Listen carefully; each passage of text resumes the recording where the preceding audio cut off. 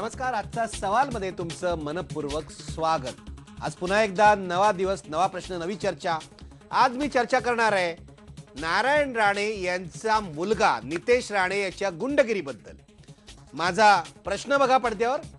नितेश राणेच्या गुंडगिरीकडे महाराष्ट्र सरकार कानाडोळा करतंय का, हा प्रश्न आम्ही जाणीवपूर्वक विचारत आहोत. कारण तुम्हाला माहिती आहे, 2च दिवसापूर्वी गोव्यामध्ये एका टोल नाक्यावर नितेश राणे आणि त्याच्या गुंडांनी धुडगूस घातला. टोल नाक्यावरच्या खुर्च्यांची मोडतोड केली, टोल नाक्यावरच्या कर्मचाऱ्यांवर हल्ला केला. त्यांना कदाचित ही जाणीव नसावी की आपण गोव्यात आहोत आणि गोव्यामध्ये भारतीय जनता पक्षाचं सरकार आहे आणि मनोहर पर्रीकर मुख्यमंत्री आहेत. पोलिसांनी अटक केली, रवानगी पोलीस कोठडीत झाली. सध्या नितेश राणे गोव्यामध्ये आहेत आणि गोव्यामध्ये त्यांना रोज पोलीस ठाण्यामध्ये हजेरी लावण्याचं बंधन त्यांच्यावर न्यायाधीशांनी घातलेलं आहे. प्रश्न असा आहे, हाच प्रकार जर महाराष्ट्रात घडला असता तर महाराष्ट्रातल्या पोलिसांनी नितेश राणेच्या मुसक्या बांधल्या असत्या का? आजपर्यंत बांधलेल्या नाहीत. का बांधलेल्या नाहीत याचं आपण चर्चा करणार आहोत. नितेश राणे याच्या गुंडगिरीचा, टोल नाक्यावरची गुंडगिरी पहिल्यांदाच होती अशातल्या प्रकारने. यादीच देता येईल आपल्याला नितेश राणे कशा प्रकारची गुंडगिरी करतो. पूर्वी नारायण राणेंवर गुंडगिरीचा आरोप होत होता.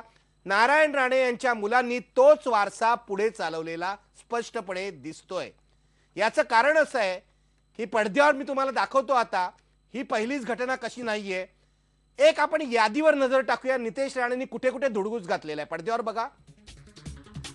टोल नाक्यावर तर तिथे गुंडगिरी केलीच, पण स्वाभिमानच्या म्हणजे नितेश राणेंच्या संघटनेच्या कार्यकर्त्यांनी मुंबईत बस गाड्या फोडल्या, नीता ट्रॅव्हलच्या बस गाड्या फोडल्या. पूर्वी गुजराती भाषिकांना त्यांनी ट्विटरवरून धमकी दिली होती. सिंधुदुर्ग जिल्ह्यामध्ये शिक्षण सेवक पदावर निवड झालेल्या दुसऱ्या जिल्ह्यातल्या उमेदवारांना त्यांनी पळवून लावलं. रत्नागिरीमध्ये विद्युत सेवक पदाच्या भरतीसाठी आलेल्या इतर जिल्ह्यातल्या उमेदवारांना मारहाण केली आणि पिटाळून लावलं. वेंगुर्ल्यामध्ये 2011 साली नगर परिषदेच्या निवडणुकीत युवक काँग्रेस अध्यक्षाच्या घरात घुसून धमकावलं. वेंगुर्ल्यामध्ये वाहनांची तोडफोड केली, नागरिकांना मारहाण केली. चिंटू शेख प्रकरणात गंभीर आरोप या नितेश राणेवर झाले होते. मुंबईत तर रिक्षावाल्याला मारहाण करणं, टॅक्सीवाल्याला मारहाण करणं हे प्रकार नितेश राणे नेहमीच करतात. बांद्र्यामध्ये रिक्षावाल्याला मारहाण करण्याचा प्रकार घडलेला आहे.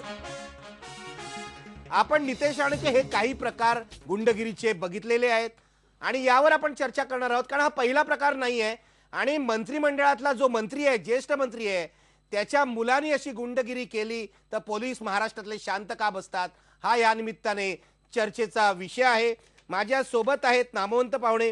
माझ्यासोबत माझ्या स्टुडिओमध्ये आलेले आहेत राष्ट्रवादी काँग्रेसचे सावंतवाडीचे आमदार दीपक केसरकर. माझ्यासोबत येणार आहेत काँग्रेसचे प्रवक्ते गोपाळ तिवारी. माझ्यासोबत पुण्याहून आहेत माजी न्यायमूर्ती BG कोळसे पाटील. जैतापूरच्या आंदोलनामध्ये त्यांनी या सगळ्या गुंडगिरीचा अनुभव घेतलेला आहे.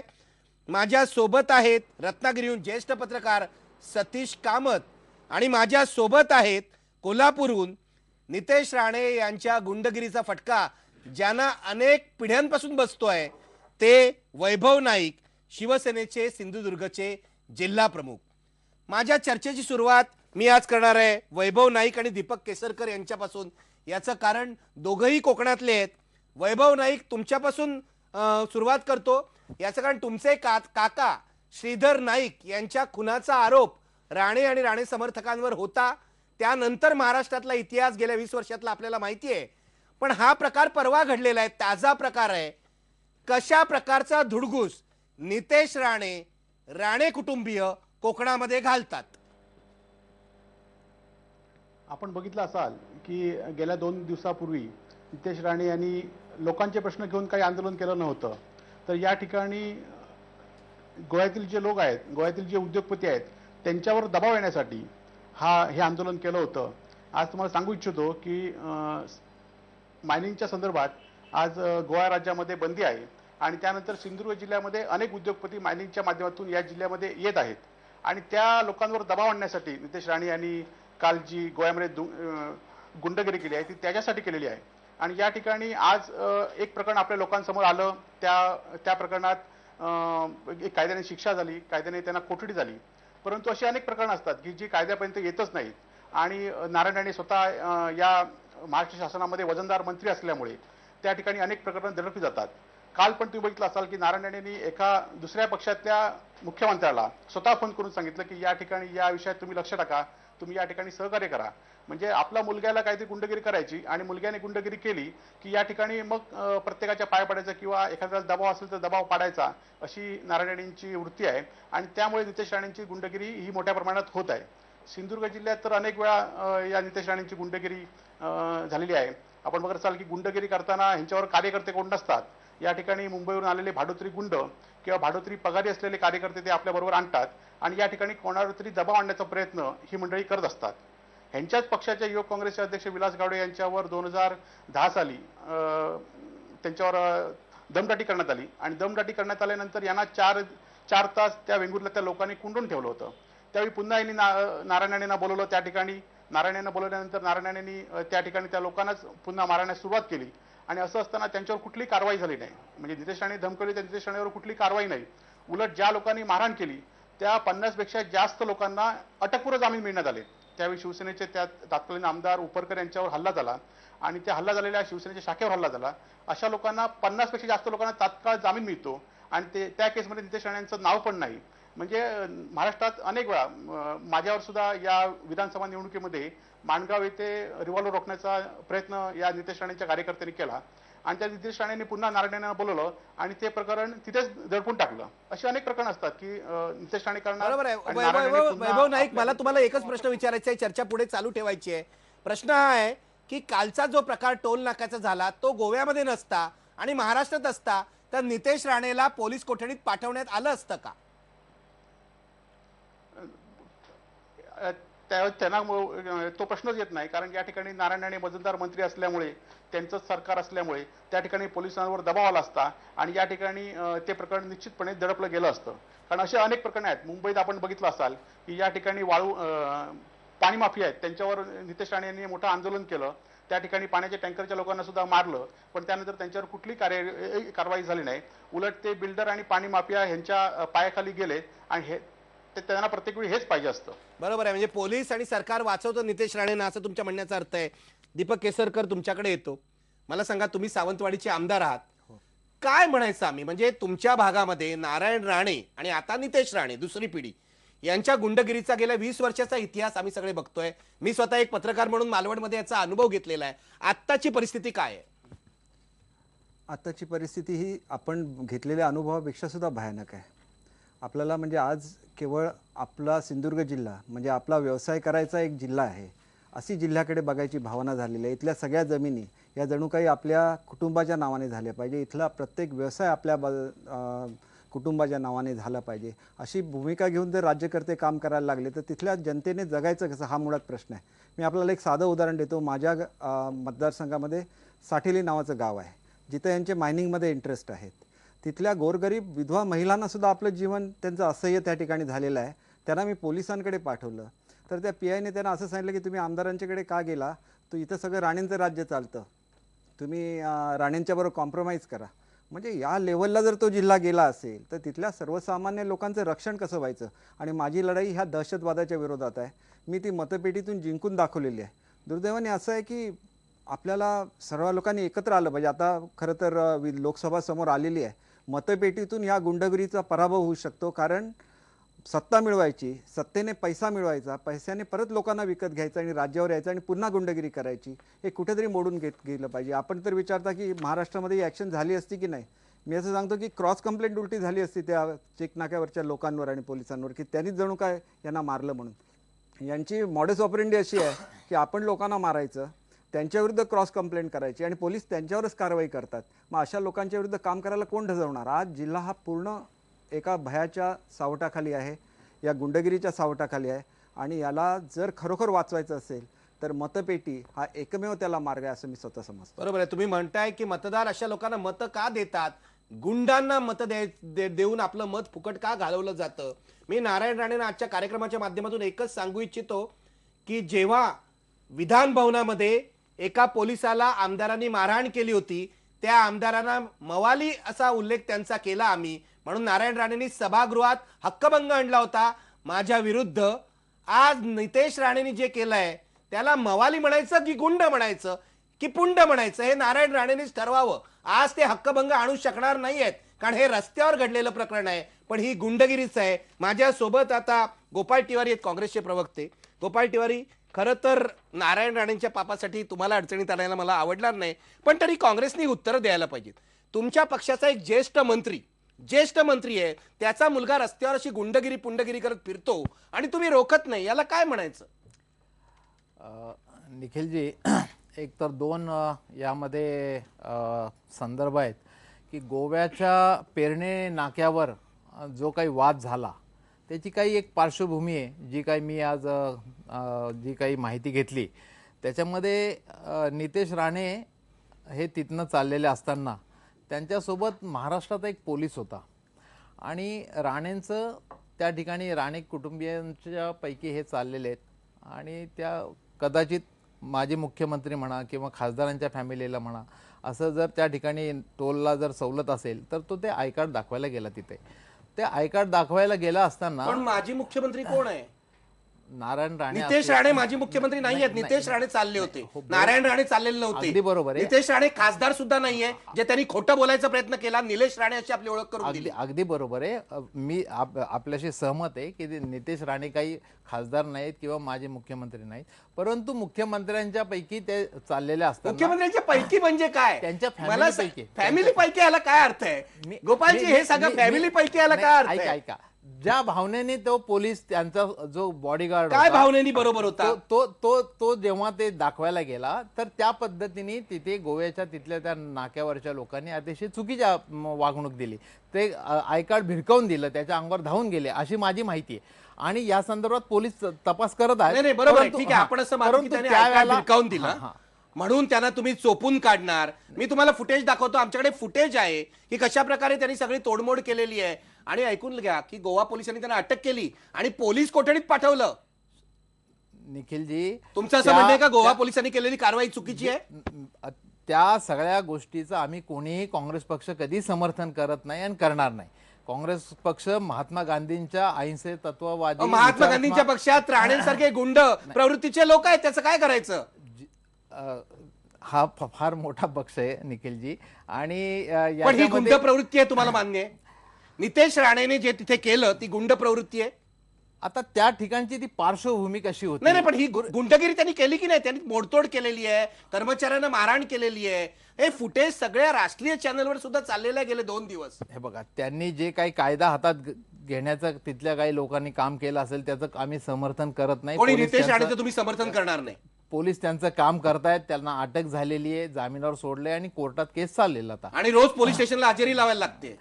तो जो काही पोलिसांच्या न्याय कक्षेत जे असेल ते पोलीस 100% मला करतील. सांगा, आणि नारायण राणे तुमच्या पक्षाचे ज्येष्ठ मंत्री मनोहर पर्रीकरांना फोन करतात आणि सांगतात त्यांना जामीन द्या म्हणून. एकतर जामीन पर्रीकर देत नाहीत, मुख्यमंत्री देत नाहीत, हे राणेंना कळायला पाहिजे आणि सांभाळून घ्या सांगतात. याला काय म्हणायचं? निखिलजी, एक त्यांनी जरी फोन केला तर ते जामिनावर सोडा असं म्हणले माझ्या माहितीप्रमाणे. जामिनावर पर्रीकर कसे सोडणार? राणेंना कायद्याचं ज्ञान नाही का पर्रीकर कोर्ट चालवतात असं त्यांचं म्हणणं आहे? राणे असं तर नाही बोलले ना की तो गुन्हा माफ करा, गुन्हा दाखल करू जामिनावर नका. सोडा असं मुख्यमंत्री एका राज्याचा मंत्री दुसऱ्या राज्याच्या मुख्यमंत्र्याला फोन करतो?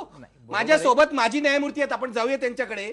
आपल्या सोबत बीजी कोळसे पाटील सर आहेत.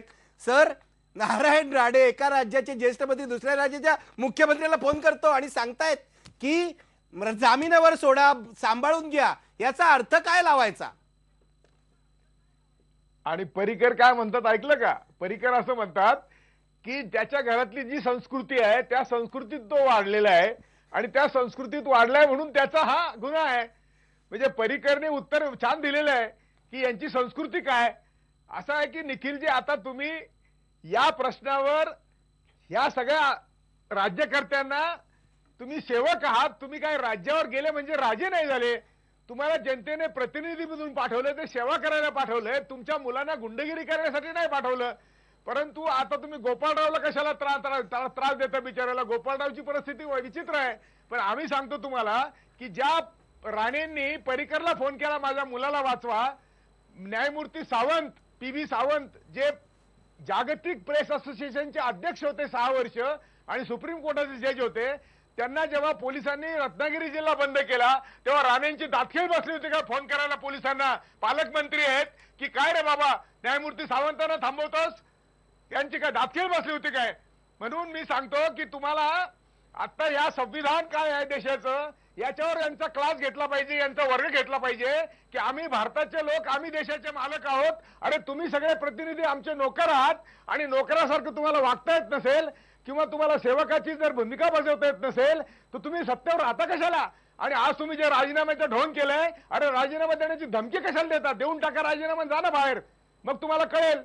ते आता जे म्हटले ना गंधवाले, त्यांचं मला माहिती नाही नाव, परंतु त्यांना मी एवढंच सांगतो की सगळे एकत्र येतील आणि राणेंना पाडतील. ही तर सगळी खरी अडचण आहे. राणे त्यासाठी तर एवढे भांडतायत. आणि तुम्ही आता हे बघा की आज मी आता फक्त एवढंच तुम्हाला विनंती करतो निखिलजी की संविधान काय सांगतंय, उद्देशिका काय सांगते की आम्ही कसा भारत करू इच्छितोय, ज्या भारतामध्ये सामाजिक आर्थिक न्याय असेल, राजकीय न्याय असेल, ज्या भारतामध्ये समाजवादी धर्मनिरपेक्ष लोकशाही असेल, त्या भारतात हे गुंड आणि ह्या गुंडांनी आमचा कारभार चालवायचा, आम्हाला शांतपणे सांगायचा, अशी ती परिस्थिती आहे. यांनी टोल नाका फोडला, हे काहीच नाही. यांचे तुम्ही 100 गुन्हे वाचून दाखवले. आणि आमचे मित्र आर पाटील म्हणतात की यांच्या शेजारी मांडी लावून बसायचं म्हणजे मांडी कापून टाकावी वाटते. अरे काय बोलता तुम्ही? आणि तुम्ही एकही खटला भरत नाही. तुमची एवढी काय मजबुरी आहे आणि तुम्ही आमच्या सारख्यावर खटले भरता? माझा वैयक्तिक प्रश्न आपण इथं घेणार नाही, पण मला वाईट वाटलं की न्यायमूर्ती सावंत, ज्याला जागतिक मान्यता आहे, त्याला तुम्ही रत्नागिरी जिल्ह्यात बंदी करताय. तुमची काय मस्ती आहे? कशाची मस्ती आहे? या मुलांनी आम्हा पैसा बघितलाय जन्मल्यापासून घरात. हा पैशाचा माज आहे आणि त्याला माहिती आहे की पैशाने सगळ्या गोष्टी विकत मिळतात. पण आता समाजाला मी विनंती करतो तुमच्या माध्यमातून की हे पैसे देणारे राजकारणातले जे निवडणुकीला पैसे देतात त्यांच्याकडून पैसे जरूर घ्या, पण त्यांना मत देण्याऐवजी लाथा मारा. कारण यांचे पैसे काय यांच्या बापाने कमवलेले नाहीत, कष्टाचे नाहीत, घामाचे नाहीत. अरे डेक्कन जिमखाना पुण्याचा सगळा यांच्या मालकीचा आहे. ते आता सांगत होते सगळ्या कोकणच्या जमिनी यांच्या मालकीच्या आहेत. अरे यांनी पैसे आणले कुठून? डेक्कन जिमखाना, निखिलजी, सगळा डेक्कन जिमखाना यांच्या मालकीचा आहे. शिरोळे सगळे माझे नातेवाईक आहेत, त्यांच्याबरोबर यांचे निगोशिएशन चालू असतात आणि असे पैसे फेकत असतात. कुठले पैसे? त्यामुळे हा बरोबर आहे, बरोबर आहे सर. कुठून आणले पैसे आणि पैशाच्या पैशाच्या जोरावर तुम्ही ही मस्ती का दाखवता? सत्तेच्या जोरावर ही मस्ती का दाखवता? तुम्हाला जे काय 200, 400, 500 रुपये टोलचे भरायला ते सुद्धा नाहीत का तुमच्याकडे? एवढे पैसे असताना टोल का भरत नाही? हा साधा प्रश्न आहे. बरोबर आहे. 1 मिनिट थांबा, मी सतीश कामत यांच्याकडे जाणार आहे. सतीश कामत हे ज्येष्ठ पत्रकार आहेत, रत्नागिरीतून आपल्या सोबत आहेत. सतीश कामत, टोलची घटना परवाची आहे, पण गुंडगिरीचा इतिहास गेली 20-25 वर्ष आपण कोकणामध्ये पाहत आहोत. तुम्ही कसं पाहता या नव्या घटनेकडे? आणि एकूण ही गुंडगिरी संपवण्यासाठी जसं केसरकर म्हणतात तसं मतदारांनी काय केलं पाहिजे?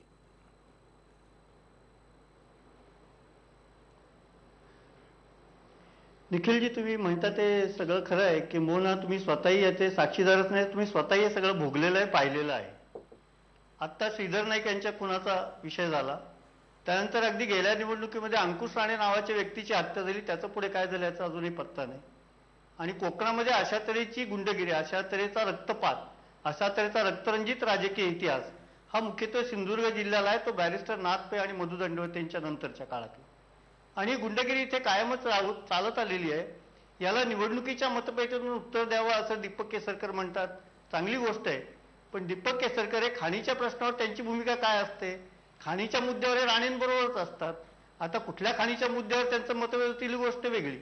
त्यामुळे अशा वेळेला गुंडगिरी करत असताना एकदा तुम्ही त्या व्यक्तीबरोबर असलात की दुसऱ्या त्या व्यक्तीशी तुम्ही विरोध नाही करू शकत.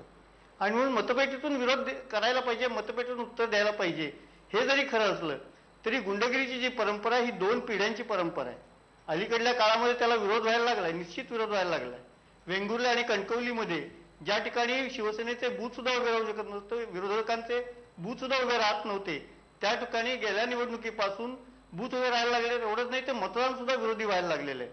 त्यामुळे वातावरण बदलतंय, पण यासाठी जनमत एकत्र व्हायला पाहिजे, जनमत संघटित व्हायला पाहिजे. पण हे राजकीय नेते जे एरवी एकमेकाच्या बरोबर असतात हे या ठिकाणी फार काही करू शकतील असं मला वाटत नाही. या ठिकाणी सामान्य जनतेलाच उभं राहून आपला लढा लढावा लागणार आहे. सामान्य जनतेला हा लढा लढावा लागणार आहे. मी एक ब्रेक घेणार आहे आणि ब्रेक नंतर मी दीपक केसरकरांकडे जाणार आहे.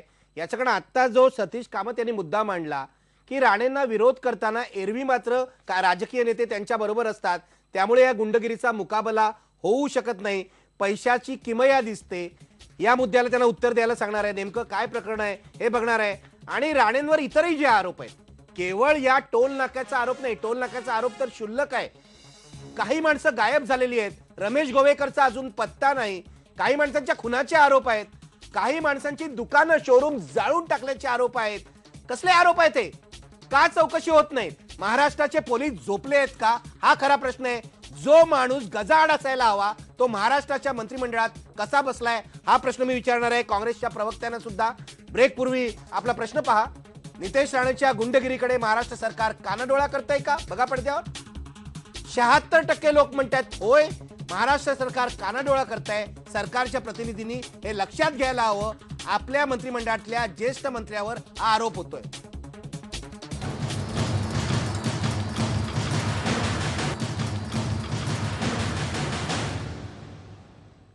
ब्रेक नंतर तुमचं पुन्हा स्वागत. मी दीपक केसरकरांकडे जाणार आहे. केसरकर, मगाशी जे सतीश कामत म्हणाले महत्वाचा मुद्दा होता की एरवी राणेंना विरोध करणारे तुमच्यासारखे लोक काही प्रश्नांवर त्यांच्याशी हातमिळवणी करतात, राजकारणी, असं त्यांचं म्हणणं आहे. तुम्ही काय उत्तर द्याल? हा आरोप मुळात चुकीचा आहे आणि हा कॉन्टेक्स्टमध्ये सुद्धा तो नाही आहे. एक गोष्ट लक्षात गेलं पाहिजे की माझं मायनिंग इंडस्ट्रीशी कसा संबंध आला, तर जवळजवळ 1000 कामगार हे माझ्या मतदारसंघातल्या रेडी गावातले बेरोजगार झाले होते. ते 4-5 वेळा त्यांनी राणे मंत्री असताना असं त्यांची भेट घेतली, ते त्यांचा प्रश्न सोडवू शकले नाहीत. परंतु मी जवळजवळ 2-2.5 वर्ष लावून हा प्रश्न सोडवला. तिथल्या लोकांना न्याय दिला, तिथल्या शेतकऱ्यांना न्याय दिला. आज त्यांना फ्री त्या ठिकाणी पाणी मिळतं, तिथल्या कामगारांना त्यांचे पैसे मिळालेले. तिथं भरभराट आली. पण ही भरभराट कुठल्या काळामध्ये आली की ज्या वेळेला मायनिंगला रेट नव्हता, मायनिंग ही लॉस मेकिंग इंडस्ट्री होती, त्यावेळेला मी त्या क्षेत्रामध्ये काम केलेलं आहे आणि राणेंच्या भूमिकेला मी कधीही पाठिंबा दिलेला नाही आहे. पर्यावरणाचं रक्षण करूनच कुठली इंडस्ट्री झाली पाहिजे ही माझी ठाम भूमिका आहे आणि म्हणून यावेळेला पर्यावरणाची हिअरिंग माझ्या मतदारसंघामध्ये होती. एकाही हिअरिंगला मी गेलेलो नाही आहे, त्यांच्यावर कुठलाही दबाव आणलेला नाही आहे. कारण लोकशाहीमध्ये लोकांना जे पाहिजे तेच घडलं पाहिजे हे मानणारा मी कार्यकर्ता आहे. डेव्हलपमेंट करायला पाहिजे, परंतु डेव्हलपमेंट ही लोकांना विश्वासात घेऊन केली पाहिजे. आज डेव्हलपमेंट कशी चाललेली आहे सिंधुदुर्गमध्ये? चिपीचा विमानतळ आहे, त्याच्या आजूबाजूच्या सगळ्या जमिनीवर आरक्षणं घातली, पेन्सिलच्या नोंदी साध्या पेन्सिलच्या नोंदी, आणि तिथल्या जमिनी कोणी खरेदी केल्या ह्याची चौकशी झाली पाहिजे. आणि त्याच्यावर जर रिझर्वेशन असतं तर रिझर्वेशनच्या काळामध्ये या खरेदी कशा झाल्या? म्हणजे लोकांच्या जमिनीवर रिझर्वेशन टाकायच्या, त्या कवडी मोल भावाने घ्यायच्या आणि त्याच्यावर शेकडो कोटी रुपये कमवायचे आणि त्या लोकांच्या पदरी मात्र काही पडायचं नाही. म्हणजे हा कुठला न्याय आहे? शेवटी आमच्या जिल्ह्यातल्या लोकांना न्याय मिळाला पाहिजे. एखाद्याला आपली जमीन द्यायची नाही मायनिंगला, नाही म्हणून सांगेल तो. तुमचे गुंड त्यांच्या घरी जाणार, त्यांना धमक्या देणार, त्यांच्या जमिनीमध्ये बुलडोझर चालवणार. कुठला न्याय आहे हा? आणि मी सांगतो की पण म्हणजे हे सगळं महाराष्ट्रात घडतंय, याचा इतर महाराष्ट्राचा याच्यावर इतर महाराष्ट्राचा विश्वास बसणार नाही. साहेब, सिंधुदुर्ग महाराष्ट्रामध्ये आहे की नाही असं आमच्यासारखी जी लोक आणि हे गेलं 20-25 वर्ष घडतंय. साहेब घडते वस्तुस्थिती आहे. म्हणून एक पॉलिटिकल कंपल्शन असतं की राष्ट्रवादी काँग्रेस आणि राष्ट्रीय काँग्रेस हे आमदारकीची इलेक्शन असू दे किंवा खासदारकीची, त्यांना एकत्र काम करायला लागतं. इतर प्रत्येक पण केसरकर, मला सांगा, गृह खातं तुमच्या ताब्यात आहे, गृह खातं तुमच्या ताब्यात आहे, तरी सुद्धा गृह खात्याचे पोलीस म्हणजे आर पाटला यांच्या आदेशानुसार वागणारे पोलीस कारवाई का करत नाहीत? साहेब असं आहे की आज एक त्यांच्या हातामध्ये जे शस्त्र होतं की जो चुकीचा मनुष्य आहे त्याची बदली करायची, आज त्या बदल्यांना सुद्धा बंदी आहे. तुम्ही त्या बदल्या करू शकत नाही. ज्यावेळेला सावंतवाडीला हा इन्सिडेंट घडला एका विधवा महिलेच्या बाबतीत, मी सांगितलं की ह्या पोलिसांनी असं वागलेलं आहे, तो जर त्या महिलेचं संरक्षण करू शकत नसेल तर त्याला तुम्ही बदला.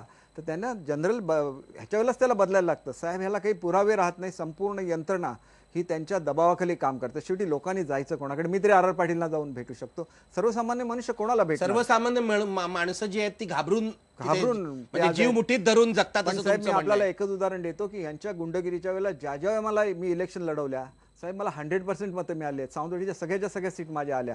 जवळजवळ 58 लोकप्रतिनिधी साहेब मी निवडून आणले त्या जिल्ह्यामध्ये राणेंच्या विरोधात आणि त्यांच्या पैशाच्या विरोधात जाऊन.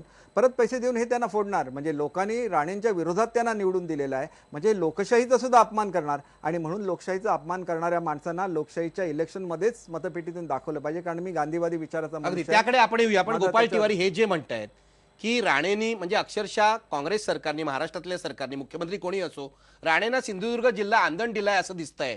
जे प्रकार तिथे चाललेले आहेत, भयंकर गुंडगिरी चाललेली आहे. आणि आपण ही नव्याने चर्चा करत नाही आहोत, फक्त आता नितेश राणेच्या गुंडगिरीच्या निमित्ताने ही चर्चा पुन्हा आलेली आहे. तुमचे मुख्यमंत्री राणेंवर कारवाई करायला किंवा नितेश राणेवर कारवाई करायला पुढाकार का घेत नाही? निखिलजी, हा मुद्दा पेरणे नाक्याच्या माध्यमातून पुढे आला आहे. राजकीय व्यक्तींनी संवेदनशीलपणे समाजात वावरलं पाहिजे, जबाबदारीने वापरलं पाहिजे. मला वाटतं हे राणे आणि 100% नितेश राणे चूक करतायत. नाही, मी काय म्हणतो, जेव्हा एखादी राजकीय व्यक्ती जेव्हा समाजात मध्ये संवेदनशीलपणे वागलं पाहिजे हे मान्य करतो. त्याच वेळेला त्या ठिकाणी जेव्हा काही असे प्रकार घडतात तेव्हा अनेक घटक कधी कधी ह्या संधीची वाट पाहत असतात, हेही नाकारून चालणार नाही, माझं असं म्हणणं आहे. जेव्हा त्या तिथे पेरणे नाक्याची जर पार्श्वभूमी बघितली तर तो नाका सुरू झाला तेव्हा वादग्रस्त होता. म्हणजे तो नाका तिथे चालू करायचा का नाही त्याच्यावर वाद होता. गोव्यातून बाहेर येणारे सगळे जे टोल आहेत त्यांना महाराष्ट्र काही घेत नाही, कर्नाटक काही घेत नाही, मात्र गोव्यात जायला 250 रुपये चार्ज होतात, जेवढे आपले एक्सप्रेस हायवेला पण एवढा टोल नाहीये. आणि ह्यामध्ये त्यावेळेला माझ्या तुमचा मुद्दा काय आहे? म्हणजे हा सगळा वादग्रस्त असेल म्हणून नितेश राणेंनी मारहाण केलेली समर्थन नाही? नाही, असं समर्थन करत नाही, पण त्याची पार्श्वभूमी पण समजून घेतली पण पाहिजे. म्हणजे काय, म्हणजे तुम्ही असं म्हणताय का नितेश राणेंनी मारलं की टोल बदलणार आहे? नाही, असं नाही. पण जेव्हा कधी जेव्हा वाद होता, आता हाच टोल नाक्याचा प्रकार, मध्ये टोल देणं टोल घेणं हे चुकीचं आहे असंही समर्थन केलं गेलं. त्या ठिकाणी टोलचा मुद्दा कुठे आहे? टोल विरुद्ध आंदोलन करायला नितेश राणेंना, नारायण राणेंना कोणीही रोखलेलं नाहीये. मारहाण करणं, धमक्या देणं आणि एक प्रसंग नाहीये. मी केवळ टोल नाकाच्या मुद्द्याची चर्चा करत नाही. मी तुम्हाला आणखीन पुढे सांगतो. बघा किती गंभीर गोष्टी होत आहेत सिंधुदुर्ग जिल्ह्यामध्ये. आणि गेली 20 वर्ष मला वैभव नाईक आणि दीपक केसरकर पुन्हा चर्चेत आणायचं आहे, सतीश कामतांनाही विचारायचं आहे. मी तुम्हाला प्रकरण वाचून दाखवतो. नारायण राणेंवर गंभीर आरोप झालेली प्रकरण आहेत. कणकवली येथे MS हायस्कूल आहे, SM हायस्कूल आहे, त्याचे शिपाई आहे त्या रमेश मनसेकर. हत्या प्रकरण जे आहे या रमेश मनसेकरांची हत्या जमिनीच्या व्यवहारातून झाल्याचा विरोधकांचा आरोप आहे. आणि या आरोपामध्ये विरोधकांनी CBI चौकशीची मागणी केलेली आहे. पुढचं प्रकरण बघा. कुडाळमधलं महेश देसाई यांचं होंडा शोरूम आहे. या शोरूम मधल्या गाड्यांना आग लावण्यात आलेली आहे, नासधूस करण्यात आली आहे. 14 गाड्या जळून खाक झाल्या आहेत. इतरही सामानाचं नुकसान झालेलं आहे. नारायण राणे यांच्या गुंडांनी व्यावसायिक स्पर्धेतून हे केल्याचा आरोप आहे. लक्षात घ्या, सी वर्ल्ड जो प्रकल्प आहे त्या प्रकल्पासाठी गरजेपेक्षा जास्त जमीन संपादनाच्या नोटिसा बजावल्या आहेत आणि भूसंपादनाला ज्यांनी विरोध केला त्या शेतकऱ्यांना तडीपारीची धमकी देण्यात आलेली आहे. पुढे बघा, साखर कारखान्याचा जो वाद आहे, गोपालजी ऐका, हा वाद तर नारायण राणेचा काँग्रेसचे विधान परिषदेचे आमदार आहेत विजय सावंत यांच्याशीच चाललेला आहे. रेडीचं जेटी प्रकरण आहे. या जेटी प्रकल्पाला कोणी विरोध केला तर खपवून घेणार नाही अशी जाहीर धमक्या देणं तर राणेंचा रोजचाच छंद दिसतोय. राणे असतील, निलेश राणे असतील, नितेश राणे असतील, रोज कोणाला ना कोणाला धमक्या देतात. अलीकडे जे आमने सामने प्रकरण झालं त्यामध्ये शिवसेनेबरोबर सुद्धा त्यांचा संघर्ष झाला आणि राणेंनी पोलिसांवर दबाव आणला असा आरोप शिवसेनेने केलेला आहे. गेल्या 25 वर्षातली संशयास्पद प्रकरण मी तुम्हाला सांगतो. रमेश गोवेकर हा माणूस कुठे बेपत्ता झाला अजून कळलेलं नाही. अंकुश राणे मृत्यू प्रकरण आहे. रावजी वळंजू मृत्यू प्रकरण आहे. याची शहानिशा झालेली नाही. नारायण राणेंकडे संशयाचं बोट जात आहे पण पोलिसांनी नीट तपास केला की माहित नाही. वैभव नाईक, मला तुम्हाला चर्चेत आणायचं आहे. तुमचे काका श्रीधर नाईक यांचा निर्घुण पद्धतीने खून करण्यात आला होता. याला अनेक वर्ष झाली तरी सुद्धा सिंधुदुर्गातली जनता जागी का होत नाहीये? काय प्रकार आहे हा? नाही, त्यावेळी 1991 साली श्रीधर नाईक यांची हत्या झाली. त्यावेळी एवढ्या प्रमाणात मीडियाची जागृती नव्हती, लोकांमध्ये पण जागृती नव्हती आणि कोकणातील जनता ही एका दबावाखाली असायची. परंतु 1991 मध्ये नारायण राणे ते श्रीधर नाईक हत्यामध्ये 13वी आरोपी म्हणून सुद्धा होते आणि इतर ज्या आरोपींना 4 आरोपींना जन्मठेप झाली ते आज जन्मठेप झालेले आरोपी आज सुटलेत. परंतु ते दुर्दैवाने ते आज नारायण राणेंबरोबरच फिरतायत. त्याची नावं तुम्हाला मी पाहिजे तर सांगेन. ते आरोपी आज सिंधुदुर्ग जिल्ह्यामध्ये, नारायण राणे जेव्हा सिंधुदुर्ग जिल्ह्यामध्ये येतात, त्यांचे पुत्र येतात तेव्हा ते त्यांच्यावर असतात. परंतु या ठिकाणी कायद्याचे हात किती लांब असतात, किती जवळ असतात हे आपल्याला त्या प्रकल्पात दिसून येईल. मग अशी तिवारीने उल्लेख केला की या ठिकाणी टोलवर कुठल्याही सिंधुदुर्ग जिल्ह्यातल्या कुठल्याही गाड्यावर टोल गोवा सरकार घेत नाही. गेल्या वर्षभरापासून गोव्यामध्ये प्रवेश कर म्हणून, पर्यटन कर म्हणून हा टोल घेतला जातो. परंतु या सिंधुदुर्ग जिल्ह्यातील लोकांनी मागणी केल्यानंतर सिंधुदुर्ग जिल्ह्यातील लोकांना टोल हा गोवा सरकार घेत नाही. परंतु नितेश राणे यांनी कडे गाड्या होत्या, त्या भाडोत्री गाड्या म्हणजे मुंबईच्या गाड्या होत्या आणि त्यांच्याकडे त्यांनी टोल मागितला आणि ओळखपत्र दाखवायला नितेश राणे कोण मंत्री आहेत, कोण आमदार आहेत, कोण लोकप्रतिनिधी आहेत काय, या ठिकाणी त्यांचं कार्ड कुठलं असेल ह्याचा विचार तिवारींनी केला पाहिजे. आणि खरोखरच काही दिवसांनी तिवारीने सुद्धा या गोष्टीचा अनुभव येईल कारण राणेंनी आजच धमकी दिली आहे की काँग्रेस सोडणार म्हणून. आणि गेल्या वेळी जेव्हा त्यांनी काँग्रेस सोडली तेव्हा काँग्रेसचे शिवसेना मुख्यमंत्री सोडली. अशोक चव्हाण यांना शिवसेना नाही काँग्रेस सोडली, बरोबर आहे. अशोक भारतामध्ये चव्हाणांच्या वेळेला त्यांनी काँग्रेस पत्रकार सोडली परिषद घेतली होती, बरोबर आहे हां, तुमचं तेव्हा म्हणणं. अशोक चव्हाणांना बघून घेतो अशी अशोक चव्हाणांना राणेने धमकी दिली होती. त्याचबरोबर कोकणातील जे काँग्रेस कार्यकर्ते होते, मग ते माजी आमदार पुष्पचंद सावंत वगैरे यांना दिवसाढवळ्या काँग्रेसची मिटिंग घेतात म्हणून मारहाण झाली. मग तिवारींना पण त्याचा लवकरच अनुभव येईल. राणेंनी आज धमकी दिली आहे काँग्रेस सोडतो म्हणून. जेव्हा काँग्रेस सोडतील आणि तिवारी सुद्धा असं बोलतील तेव्हा तिवारी व त्यांच्या सर्व काँग्रेसच्या सहकार्यांना जे आज आम्ही सुपात आहोत तिवारी आणि ते बाहेर म्हणतात आहेत की असं काँग्रेस वाटतंय, राणे तुम्हाला त्याला पण मारहाण त्याचा करतील. अनुभव येईल. वैभव नाईक अनुभवी आहेत आणि मारहाण आणि खून प्रकरण म्हणजे त्यांचं घर सगळं होरपळून निघालंय 91 सालपासून. आज ते शिवसेनेत आहेत, शिवसेनेचे उमेदवारही आहेत तिथले, आणि त्यांनी निवडणूकही राणेंविरुद्ध लढवली आहेत, राणेंच्या दहशतवादाविरुद्ध लढत आहेत. पण ते म्हणतात ते काँग्रेस कार्यकर्त्यांनाही मारहाण करतील. तुम्हाला असं नाही वाटत तुमच्या मंत्रिमंडळातला एक मंत्री हा गँगस्टर सारखा वागतोय?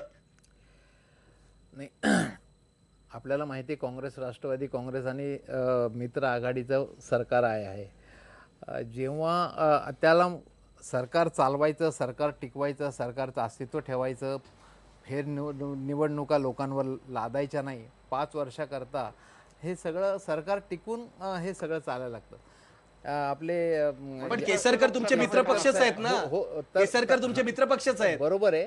आणि त्यांच्याकडे गृह खातं पण आहे. म्हणजे विशेष म्हणजे असं की मुख्यमंत्र्यांकडे गृह खातं आहे, मुख्यमंत्री मुद्दामून काही गोष्ट टाळतात तुमचं असं म्हणणं आहे की त्यांच्या म्हणजे त्यांच्याकडे गृह खात्यात त्यांनी कारवाई केली पाहिजे, बरोबर आहे ना? असं नाही, असं मी काय म्हणणं आहे तुमचं त्यामुळे मित्रपक्ष आघाडीच्या सरकारमधनं ह्या सगळ्या गोष्टी पण म्हणजे काय तुम्हाला काय सुचवायचंय? केसरकर, मी तुम्हाला सांगतो यांना काय सुचवायचं. त्यांचं म्हणणं आहे गृह खातं तुमच्याकडे आहे, तुम्ही का कारवाई करत नाही? साहेब, गृह खात्याच्या पूर्वी सांगतो, आपण एक रेडीचा उल्लेख केला तर ते बंदर खातं नारायण राणेंच्याकडे आहे. तिथं खाजगी कॉन्ट्रॅक्टरला 2 कोटी रुपये मिळतात, सरकारला 2 कोटी आणि खाजगी कॉन्ट्रॅक्टरला 58 कोटी रुपये मिळतात. म्हणजे कोणाकडे जातोय हा पैसा? शासन जे बंदर चालवत होते त्याच्यावर कुठलीही सुधारणा न करता जर 58 कोटी रुपये खाजगी माणसाकडे जात असेल, त्याचं ऑडिट नाही, त्याच्यावर लोकांनी ऑब्जेक्शन घेतलं तरी पण हा सरळ सरळ जिल्ह्यामधला पैसा हा कोणाच्या तरी घशामध्ये जातो, ह्याची कधीतरी चौकशी झाली पाहिजे. ते जे म्हणतायत की हे शासन चालवलं पाहिजे, पण शासन चालवलं पाहिजे ॲट व्हॉट कॉस्ट?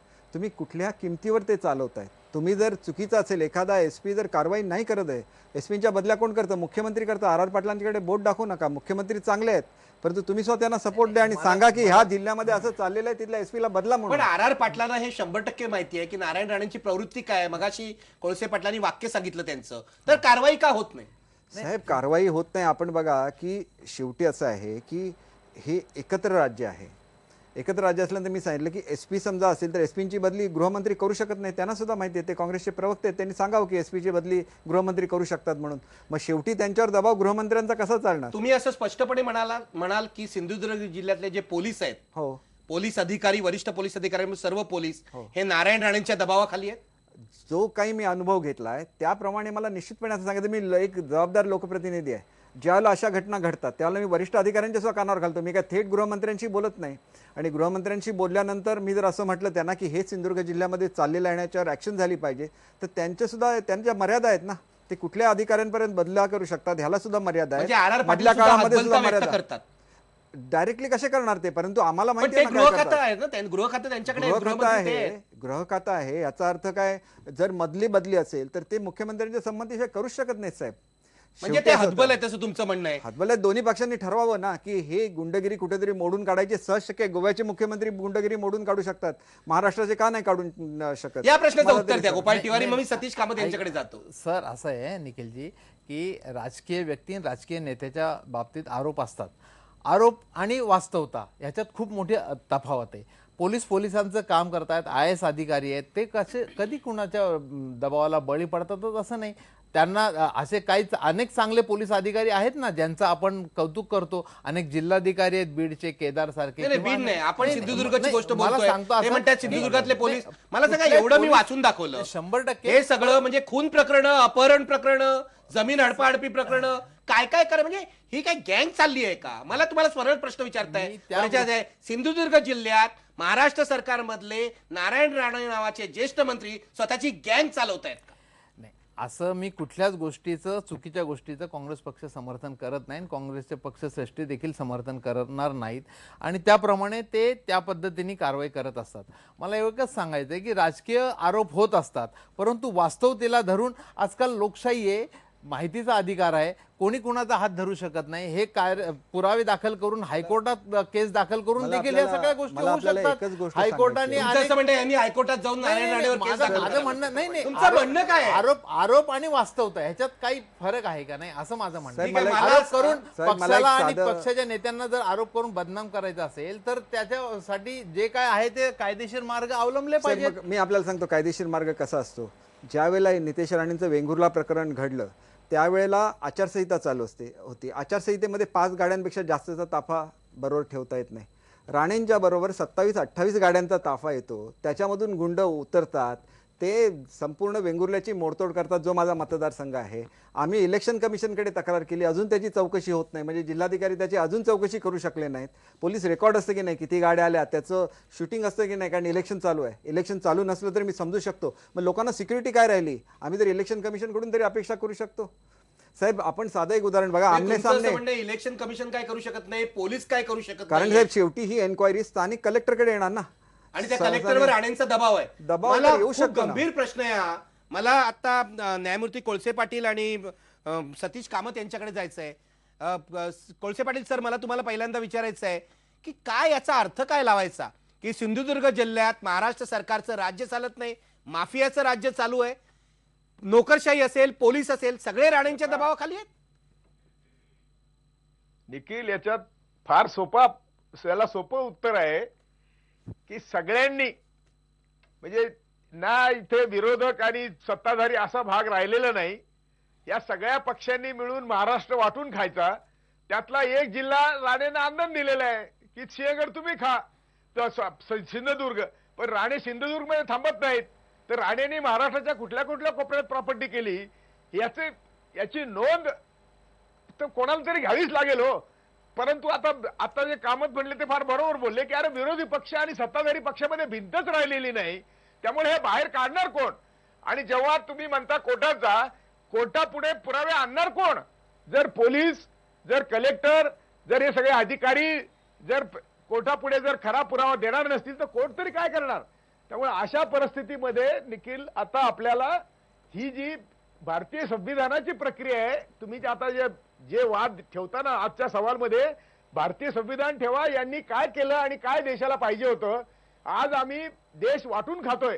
तिकडे दिल्लीला तेच आहे, मुंबईत तेच आहे, आणि मोठ्या सालसूतपणाच्या गोष्टी कोणी करायच्या तर प्राईम मिनिस्टरने आणि चीफ मिनिस्टरने. अरे तुमच्या मांडीला मांडी देऊन गुंड बसतात, तुम्हाला पाहिजे ते असे वाकवतात, तुम्ही सत्तेवर राहता कशाला.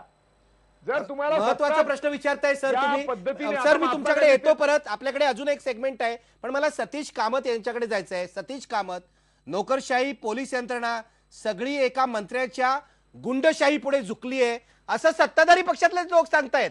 दीपक केसरकर सत्ताधारी पक्षातलेच आहेत, सत्ताधारी पक्षाचे आमदार आहेत, तेच सांगतायत. काय अर्थ काढायचा याचा.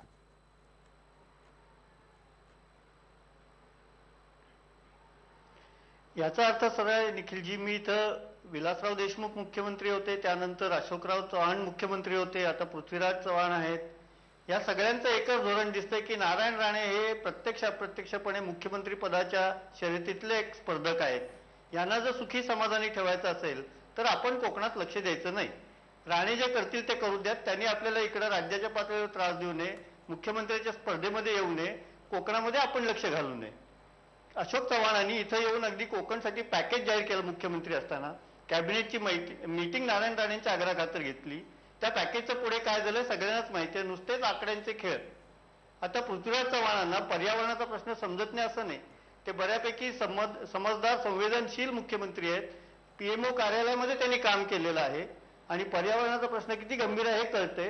पण तरी सुद्धा कस्तुररंगन समितीला नारायण राणेंचा विरोध आहे म्हटल्यावर मुख्यमंत्र्यांचं आणि शासनाचं सादरीकरण सुद्धा त्या बाजूने. एवढ्याच करता की राणेंना कोकणात खुश ठेवा आणि मुख्यमंत्री पदाच्या स्पर्धेतनं बाजूला ठेवा. ते तिकडे खुश राहिले की आपल्या इकडे खुर्ची शाबूत. या तऱ्हेचं राजकारण चाललेलं आहे, सुभेदारी वाटून दिलेली आहे आणि त्यामुळे झुकणं वाकणं प्रश्नच येत नाही. तुम्ही तुमचं बघा, इकडे आम्हाला त्रास देऊ नका, या पद्धतीने सगळं सत्ताधाऱ्यांचं राजकारण चाललेलं आहे. आणि जनता गुंडगिरीला बळी पडते. मी पुन्हा ब्रेक घेणार आहे आणि ब्रेक नंतर आपल्या सर्व पाहुण्यांना विचारणार आहे की यावर उपाय काय, कारण अशा प्रकारे जी गुंडगिरी आहे ती कायम चालू शकत नाही. कधीतरी या गुंडपुंडांचा अंत व्हावा लागतो. जनता उठून उभी राहते. सिंधुदुर्ग मधली जनता आता तरी उठून उभी राहणार आहे का, हा माझा प्रश्न असणार आहे. पण ब्रेक पूर्वी आपला प्रश्न बघा, नितेश राणेच्या गुंडगिरीकडे महाराष्ट्र सरकार कानाडोळा करतंय का? 81% लोक म्हणतायत होय, महाराष्ट्र सरकार कानाडोळा करतंय, सरकारला जाग आली तर बरं होईल.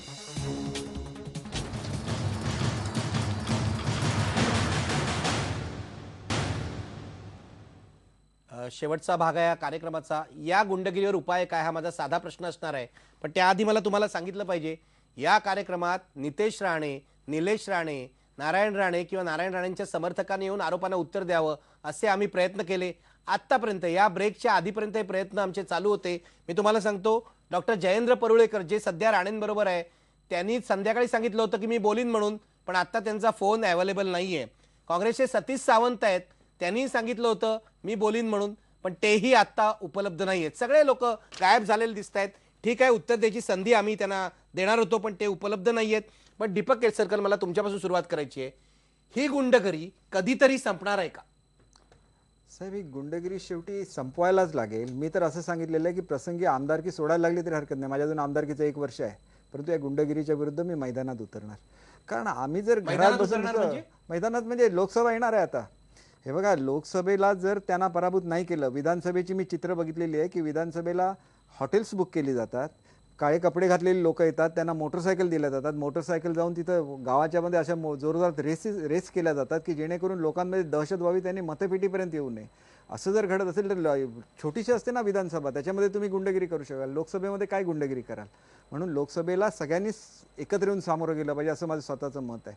राजकारणामध्ये काय होतं, राजकारणाच्या पलीकडे जाऊन लोक आहेत आणि लोकांचं हित आहे, आणि ते जर हित आम्ही सांभाळू शकत म्हणजे ही नसलो, निवडणूक, म्हणजे जर गरज पडली तर ही निवडणूक लढवायची सुद्धा तुमची तयारी? मी तशी तयारी ठेवलेली आहे. गुंडगिरीला कधीतरी काँग्रेसच्या निलेश राणेंविरुद्ध तुम्ही निवडणूक लढवायला तयार आहात? 100% मी तयार आहे. आणि मी आपल्याला सांगतो की मी ही निवडणूक लढवण्याची अगदी अशी तयारी केली. तुम्हाला राष्ट्रवादी काँग्रेस सोडावी राष्ट्रवादी लागेल. काँग्रेस, हे बघा असं आहे की मी माझी भावना वेळोवेळी माझ्या पक्षश्रेष्ठींच्या कानावर घातलेली आहे आणि मी त्यांना विनंती केलेली आहे की तुम्ही ही सीट मागा, राष्ट्रवादीला ही सीट मागा, कारण इथं 3 आमदार आमचे आहेत, 1च आमदार काँग्रेसचा आहे. ते भले सांगून दे की जिल्हा परिषद आमच्याकडे एवढ्या ग्रामपंचायत, पण त्या जिल्हा परिषदेमध्ये सुद्धा मी जवळजवळ 58 प्रतिनिधी ह्याचे निवडून आणलेले होते, वेगवेगळ्या म्हणजे नगरपालिका, पंचायत समिती, जिल्हा परिषदेचे. तुम्ही जर त्यांना पैसे देऊन फोडणार असाल तर शेवटी इथं लोकशाही काय शिल्लक राहील? आम्ही त्यांना निवडून आणू शकतो, लोकमत जागृत करू शकतो, पण हे लोकमत त्यांच्या विरोधात मतपेटीमध्ये पडलं पाहिजे, तर त्यांच्या विरुद्ध थेट लढा द्यायला पाहिजे. हे निष्कर्षापर्यंत मी पोहोचलेलो आहे आणि तशी जर संधी मिळाली मी निश्चितपणे लोकसभा लढवणार अशी माझ्या स्वतःला वाटतं. आणि मला जर उद्या असं वाटलं की एखादा कॅन्डिडेट असा तयार झालेला आहे की जो यांचा पराभूत करू शकेल, त्यांच्या समोर उभा राहू शकेल, आधी त्यांच्यासमोर ताठ उभं राहिलं पाहिजे. घाबरता कामा नये की उद्या माझा जीव गेला तर काय, हे मनातून काढून टाकलं पाहिजे आणि तुम्ही त्यांच्या समोर उतरलं पाहिजे, तर तुम्ही जिंकू शकता. आणि लोकांची ती अपेक्षा की कोणीतरी समोर यांच्या उभं राहावं, आणि जर आम्ही राजकारणी माणसं याला घाबरलो, तयारी आहे? निश्चितपणे माझी तयारी आहे, पण सर्वांनी एकत्र सुद्धा आलं पाहिजे ना. सर्वांनी एकत्र आलं पाहिजे. वैभव नाईक, दीपक केसरकर राष्ट्रवादीचे सावंतवाडीचे आमदार आहेत आणि त्यांनी राणेंना चांगली झुंज दिली आहे. ते आता काय म्हणतायत तुम्ही ऐकलंय?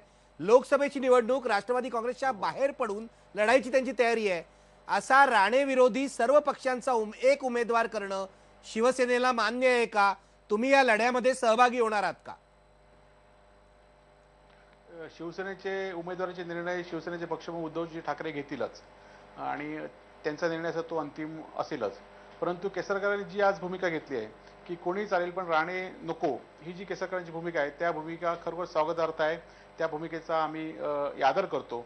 आणि या ठिकाणी येणाऱ्या निवडणुकीमध्ये आता निखिल सर, तुम्हाला आठवत असाल की राणे पण जास्त मतांनी निवडून आले नाहीत. गेल्या वेळी फक्त 24,000 मतांनी राणे निवडून आले. ते एकेकाळी 80,000 50,000 अशा मतांनी निवडून यायचे. आज त्यांच्या जिल्ह्यामध्ये अनेक लोकप्रतिनिधी हे काँग्रेस विरोधकात निवडून आलेले आहेत. कुडाची पंचायत समिती सुद्धा काँग्रेस आणि ला पराभूत करून राष्ट्रवादी आणि शिवसेनेच्या ताब्यात आहे. परंतु निखिल सर, ही अशा गोष्टी होत असताना आमच्या मूलभूत ज्या गोष्टी आहेत सिंधुदुर्गवासियांच्या, त्या मात्र कुठेतरी मागे पडत आहेत. कारण आपण सर्वजण राणेंच्या गुंडगिरीबद्दल चर्चा करतो आणि राणेंच्या निष्क्रिय खासदार, ज्या खासदारांनी निष्क्रियपणे लोकसभेमध्ये कुठलेही प्रश्न विचारले नाहीत. आज राणे गेली 7 वर्ष या महाराष्ट्राचे उद्योग मंत्री आहेत, तर या जिल्ह्यामध्ये एकही उद्योग आणला नाही, एकाही लोकांना रोजगार दिला नाही. आज सिंधुदुर्ग जिल्ह्यामध्ये वनसंज्ञे जवळजवळ 40,000 हेक्टरपेक्षा जास्त जागा वनसंज्ञेखाली आरक्षित झाली आहे. त्याबद्दल कुठलाही आवाज उठवला नाही. आज निसर्गनिर्मित असलेला खडी, वाळू, चिरे यांचा प्रश्न, हा प्रश्न गौण खनिजचा प्रश्न सोडवला गेला नाही.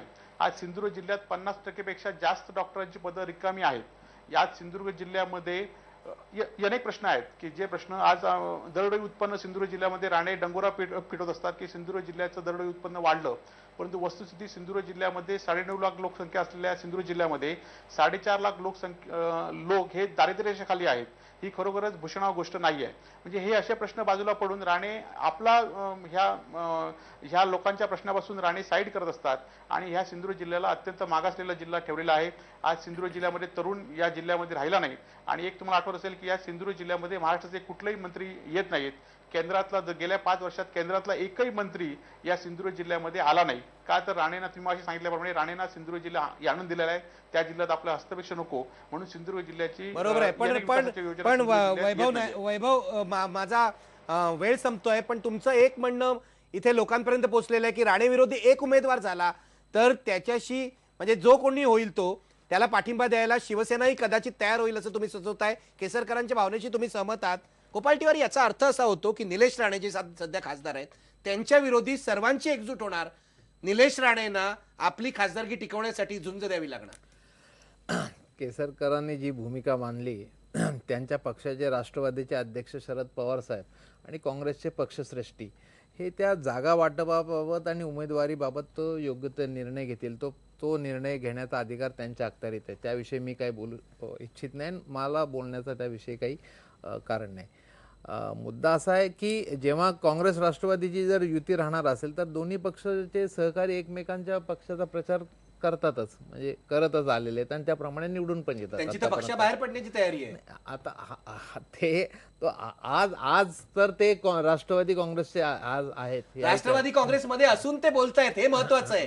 राजकीय दृष्ट्या याला खूप महत्व आहे की राष्ट्रवादी, याचा अर्थ शरद पवारांशी त्यांचा काहीतरी संवाद झालेला असणार. बरोबर आहे. त्यांचं नाव का त्याच्यामध्ये घेणं योग्य होणार नाही. ठीक आहे, तुम्ही स्वतंत्रपणे हा निर्णय घेताय. साहेब बघा, वेळोवेळी मी जे काही घडते जिल्ह्यामध्ये ते पवार साहेबांच्या कानावर घालतो आणि त्याच्यामुळे माझी अशी इच्छा आहे की राष्ट्रवादीने ही सीट मागावी, म्हणजे हा संघर्ष कुठेतरी संपू शकेल, लोक सुखी होऊ शकेल, विकास होऊ शकेल. पक्षश्रेष्ठींच्या ठीक आहे, पक्षश्रेष्ठींकडे हा विषय आहे. शेवटी मी जाणार आहे बीजी कोळसे पाटील आणि सतीश कामत यांच्याकडे. कोळसे पाटील सर, निवडणूक होईल, निवडणुकीत कोण निवडून येतो कोण पडतो हा पुढचा मुद्दा आहे, पण गुंडगिरी विरुद्ध, माफियाशाही विरुद्ध जनता कशी जागी होणार आहे? मी या प्रश्नाकडे राष्ट्र म्हणून बघतो. पुढाऱ्यांनी आपल्या मुलांना जे काही शिकवायला पाहिजे किंवा पुढाऱ्यांनी स्वतः जे संविधानाचं आत्मसात केलं पाहिजे ते संविधान आम्ही आमच्या सगळ्या प्रचार माध्यमांनी, प्रसार माध्यमांनी आता यांच्या पुढे ठेवलं पाहिजे. आणि हे करत असताना शिक्षणातूनच आता संविधानाची सुरुवात केली पाहिजे. कारण आज संविधान कोणाशी संबंधच नाही. विचारा तुम्ही कुठल्याही नेत्याला संविधानाची शपथ घेतो आणि काय करतोस. म्हणून हे राज्य लोकशाही नाही, हे मुठभरांसाठी सामान्य जनतेला मातीत घालण्यासाठी चालवलेलं राज्य आहे. आम्ही अन्न सुरक्षा कायदा आणतो, अरे जो अन्न पिकवतो त्याला तुम्ही हरामखोर सांगता, तुला आम्ही स्वस्तात देतो. ही जी मानसिकता आमची झालेली आहे की हे देशाचे मालक आहेत, त्यांनी आम्हाला स्वस्त धान्य देतात, पिकवतोय तो.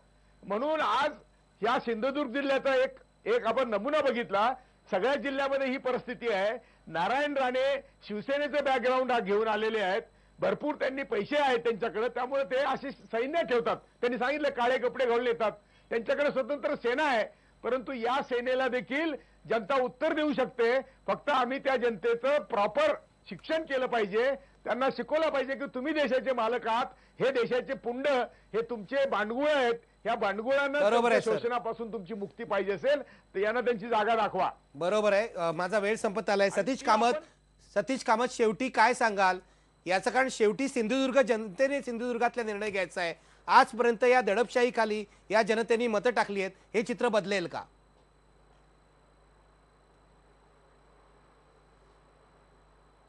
निखिलजी, एक मी स्पष्टपणे सांगू इच्छितो की मी खूप आशावादी आहे.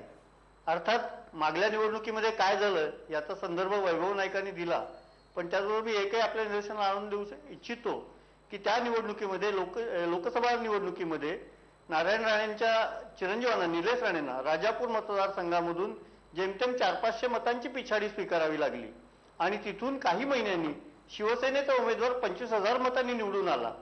ही तफावत कशी काय भरून निघाली याचा अर्थ ज्याने त्यांनी लावायचा आहे. त्यामुळे प्रस्थापित जे राजकीय पक्ष आहेत या राजकीय पक्षांच्यावर विश्वास ठेवावा अशी परिस्थिती नाही. तरी सुद्धा आपण सर्व त्यावेळेला तरुण होतो, आपण अनुभव घेतला 1977 सालचा, की ज्यावेळेला असं वाटत होतं की इंदिरा गांधी या कधीच पराभूत न होणाऱ्या नेत्या आहेत, त्यांचा सुद्धा पराभव या देशाने पाहिलेला आहे आणि तो पराभव अशा चेहरा नसलेल्या जनतेने केलेला आहे, अशा व्यक्तींनी केलेला आहे की ज्यांना निवडणुकीतला मतदानाचा 5 वर्षांनी मिळणारा अधिकार एवढं एकच शस्त्र होतं आणि त्या पद्धतीने हा पराभव होऊ शकतो असं मला वाटतं. दुसरा एक उदाहरण मी आपल्यासमोर ताजं देऊ इच्छितो की आता दिल्लीची निवडणूक जी चाललेली आहे त्यामध्ये आम आदमी पार्टी हा जो काही पक्ष आलेला आहे, जरूर त्या पक्षामध्ये त्रुटी आहेत, जरूर त्या पक्षामध्ये काही चुका असतील, अजूनही त्यांचं रूप आणि अनुभव हा फारच नवा आहे, पण तरी सुद्धा त्यांनी एक आशेचा नवा किरण दाखवला की ज्या ठिकाणी खरोखर आम आदमी हा निवडणुकीच्या मतदानामध्ये मोठ्या उत्साहाने भाग घेताना दिसतोय. कालची मतदानाची आकडेवारी आणि त्यात भाग घेणारा मतदार वर्ग जो आहे तो पाहिला तरी सुद्धा बदललेलं चित्र आपल्याला दिसू शकतं. शहरी आणि निमशहरी मतदारांमध्ये जागृती होणं हा या बाबतीत एक फार महत्वाचा मुद्दा आहे आणि तो मुद्दा जर आपण साध्य करू शकलो तर निश्चित या ठिकाणचं चित्र बदलू शकतं. आपण किती जरी म्हटलं तरी ग्रामीण भागामधलं मतदान आणि मतपेटी पैशाच्या बळावरती, धनपेटीच्या बळावरती केलं जाणारं मतदान हे वेगळं असतं, पण या तऱ्हेने सुशिक्षित, अर्धशिक्षित, शहरी, निमशहरी वर्ग जर मतदानामध्ये उत्साहाने भाग घेऊ शकला तर निश्चितपणे या निवडणुकांचा निकाल बदलू शकतो. मग तिथे शिवसेना असो, राष्ट्रवादी असो किंवा काँग्रेस पक्ष असो, त्यांना या किमान काही नव्या अपेक्षा, नव्या आकांक्षा घेऊन येत असलेल्या तरुण वर्गाला उत्तरं द्यावी लागतील आणि ती उत्तरं राजकीय स्वरूपाची असू शकणार नाहीत असं मला निश्चितपणे वाटतं आणि त्या दृष्टीने आशेला जागा आहे. आशेला जागा आहे, गुंडगिरी संपेल असं म्हणायला जागा आहे जर नागरिक जागरूक झाले तर. शेवटी पुन्हा एकदा प्रश्न पहा, नितेश राणेच्या गुंडगिरीकडे महाराष्ट्र सरकार कानाडोळा करतंय का? 84% लोक म्हणतात होय महाराष्ट्र सरकार कानाडोळा करतंय, पण फक्त नितेश राणेच्या नव्हे तर नारायण राणे आणि राणेंच्या सगळ्या ह्या माफिया ज्या आहेत त्यांच्या गुंडगिरीकडे हा कानाडोळा चाललेला आहे, याची महाराष्ट्र सरकारने दखल घ्यायला पाहिजे. मी कार्यक्रम इथेच संपवणार आहे, पण शेवटी मला एक निरोप द्यायचा आहे, कारण मला सिंधुदुर्गामधून एक निरोप आलेला आहे की हा कार्यक्रम चालू असताना तिथे नारायण राणेंच्या समर्थक केबल ऑपरेटरनी IBN लोकमत चॅनल दाखवणं बंद केलेलं आहे. मला या केबल ऑपरेटरना एवढंच सांगायचं आहे की हे जे प्रकार आहेत ते आता जुने झाले, ते आता कालबाह्य झालेले आहेत. तुम्ही जरी बंद केलं तरी लोक यूट्यूबवर जाऊन IBNlokmat.tv या आमच्या वेबसाईटवर जाऊन आणि DTH वर हे चॅनल बघू शकतात. मी सिंधुदुर्गातल्या जनतेला सांगतो, उद्या सकाळी हा कार्यक्रम पुन्हा दाखवला जाईल 10 वाजता, तेव्हा बघा. उद्या दुपारी पुन्हा दाखवलं जाईल तेव्हा बघा, आणि तेव्हाही बघणं शक्य नाही झालं तर यूट्यूबवर जाऊन बघा, IBNlokmat.tv या आमच्या वेबसाईटवर जाऊन बघा. कारण गुंडगिरी विरुद्धचा हा पुकार आहे. 2-4 केबल ऑपरेटर जे गुंडगिरीचे समर्थक आहेत ते आपला आवाज दाबू शकत नाही, आपण सिद्ध करूया. धन्यवाद. पहा फक्त IBN लोकमत.